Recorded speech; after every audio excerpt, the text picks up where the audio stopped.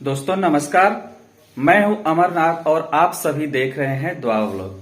दोस्तों आज हम ऐसे टॉपिक पे बात करने वाले हैं आपसे कि शायद लोग हैरान होंगे इस बात को सुन करके, और कुछ लोग शायद हमें नास्तिक भी बोले, लेकिन यह सत्य बात है। तो साथियों, आज मैं अपने द्वाबा क्षेत्र के श्री संतोष बाबा के मठ पे आया हुआ हूं, जहां पर श्री बुलेट बाबा के द्वारा यहाँ पर श्रीमद् भागवत कथा का आयोजन चल रहा है।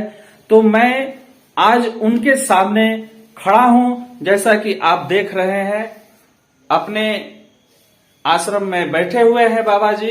तो मैं इनसे ये जानूंगा कि अगर दुनिया में सच में ईश्वर है तो हमें क्यों नहीं दिखाई देते, और अगर हैं ये जो दुनिया में पापाचार, अत्याचार, दुराचार जो इतना बढ़ा हुआ है, इस पर रोक क्यों नहीं लगाते। तो आइए साथियों, हम ये सब सारी बातें बाबा से मिलकर के जानते हैं। महाराज जी नमस्कार, और हमारे द्वाबा ब्लॉग में आपका स्वागत है।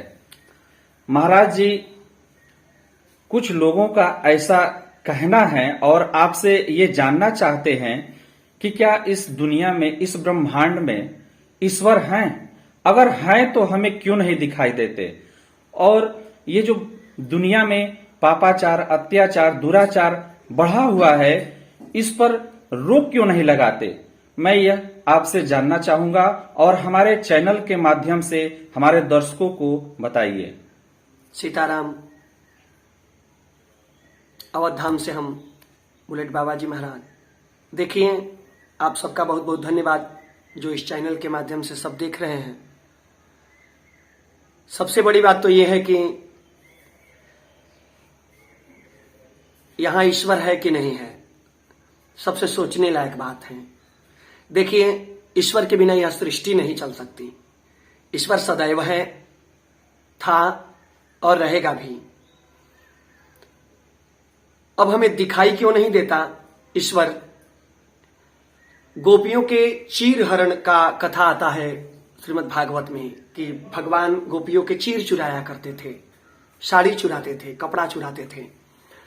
तो कपड़ा साड़ी का अर्थ कपड़ा साड़ी ही केवल नहीं हुआ, गोपियों से भगवान का साक्षात्कार हुआ। चीर चुराने के बाद साक्षात्कार हुआ, दिखाई दिए वो।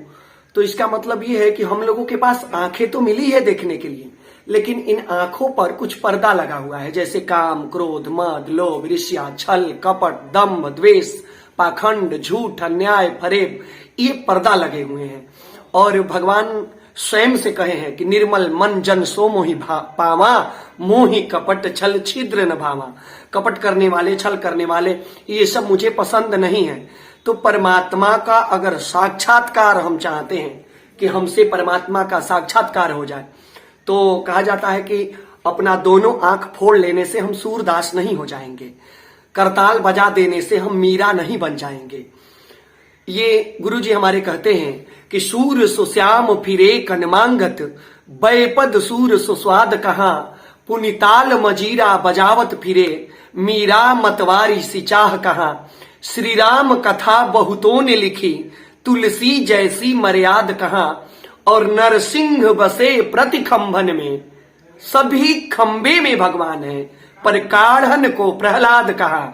अगर हमारी भक्ति प्रहलाद जैसी स्वच्छ भक्ति हो जाए तो वो नरसिंह बन के हमें दिखाई देगा।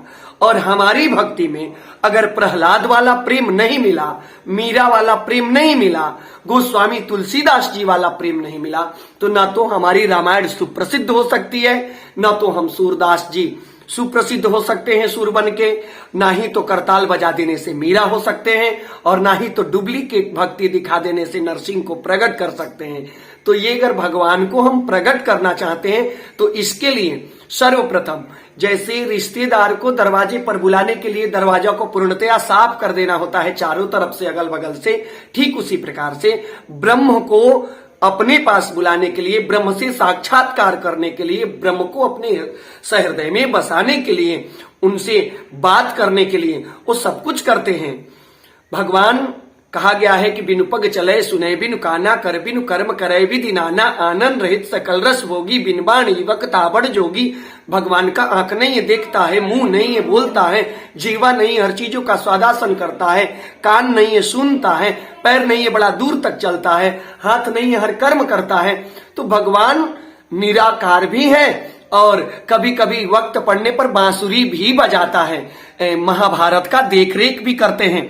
इसलिए भगवान हैं और सर्वथा हैं, उनको बुलाने के लिए अब हमें अपनी राक्षसी वृत्ति का त्याग करके, अपने दुष्प्रवृत्तियों का त्याग करके और स्वच्छता में पूर्णतया बदलना पड़ेगा। अगर हम बदलते हैं तो परमात्मा से साक्षात्कार होगा, इसमें कोई संदेह नहीं है।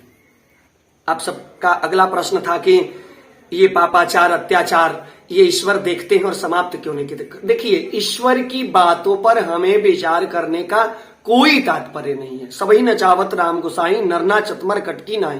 प्रारब्ध के अनुसार मानव जन्म लेता है, गर्भ से प्रारब्ध के अनुसार जन्म लेता है, और अगर प्रारब्ध में उसके विकृतियां समाहित है तो ये देखिए, गर्भधारण जब माता जी गर्भ धारण करती हैं, अगर उनके वृत्तियों में, उनके भोजन में अगर विकृति नहीं रही, उल्टा सीधा भोजन नहीं रहा, स्वच्छ भोजन रहा, सुंदर भोजन रहा, तो सुंदर कर्म करने वाले संतति का उत्पत्ति होता है। और जब भोजन में गड़बड़ी होता है, भोजन बेकार हो जाता है, मांस मदिरे वाला हो जाता है, तो उस गर्भ से संतान भी ठीक राक्षसी वृत्ति का होता है। और जब वो प्रकट हो जाता है तो वो तो बढ़ेगा अत्याचार, और अत्याचार बढ़ना ही भगवान का प्राकट्य का कारण होता है। बढ़ाता वही है और मिटाता वही है। इसलिए भगवान सब कुछ है, सर्वथा उसको मानना चाहिए। भगवान करता और कराता दोनों है। धन्यवाद महाराज।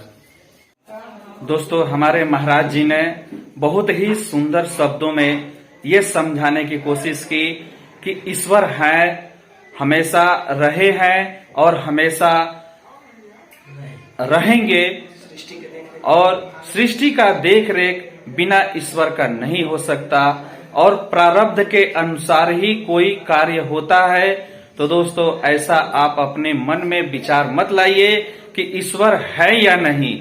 ये संकोच वाली भावना अपने मन में मत रखिए, क्योंकि इस ईश्वर के बिना इस सृष्टि में एक सांस तक नहीं ले सकता, तो पूरी जीवन की ही कल्पना करना उचित नहीं होगा।